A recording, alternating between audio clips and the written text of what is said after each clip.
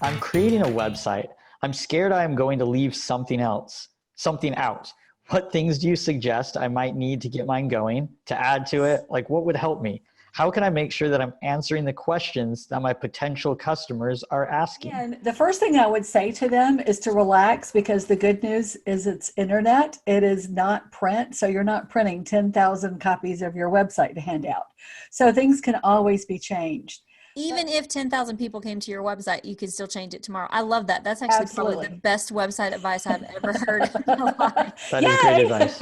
Yeah, Yeah, because you just don't just put it off and put it off because you're afraid it's not going to be exactly. perfect. Just do it and change it tomorrow if you have to.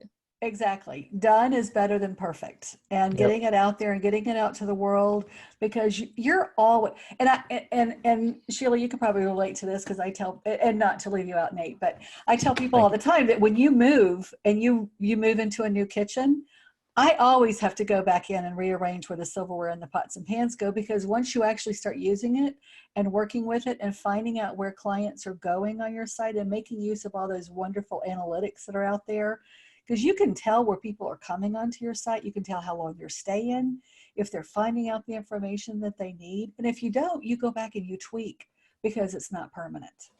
That brings up another little key point here when you were talking about, people aren't going to type in subluxation or however that word You can is, say that nobody can it. even say Yeah. it.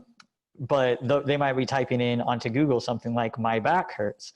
How important are keywords for websites? When we're first building a website, do you think that's something that we need to be focusing on from the get-go? Are the keywords that people are going to be searching in Google to build that SEO, that search engine Right. optimization from the get-go? Or do you think we just need to build the website and then worry about making those tweaks and adjustments? Or option C, a little bit of both? It's option C, a little bit of both. Good job. I think, yeah, I think, yeah, yeah. I think for most small businesses today, if you are building a website that talks to your clients, it makes sense. It has a good customer experience. You can follow it from one place to the other, and you're leading me on a path so that I'm finding the information that I want. Then it almost doesn't matter what you're doing with Google, because Google will recognize that. Google wants you to talk to everybody like you're a fifth grader. So if your fifth grader can understand what you're saying, then you're good. It doesn't mean that you should ignore keywords. I go back in and fill them in. Actually, I look at the top services that my clients are doing, and then I go back in and fill the keywords in, based on, pretty high level keyword research. It just really depends on how much time you want to spend on it and how much you want to lose sleep at night over it.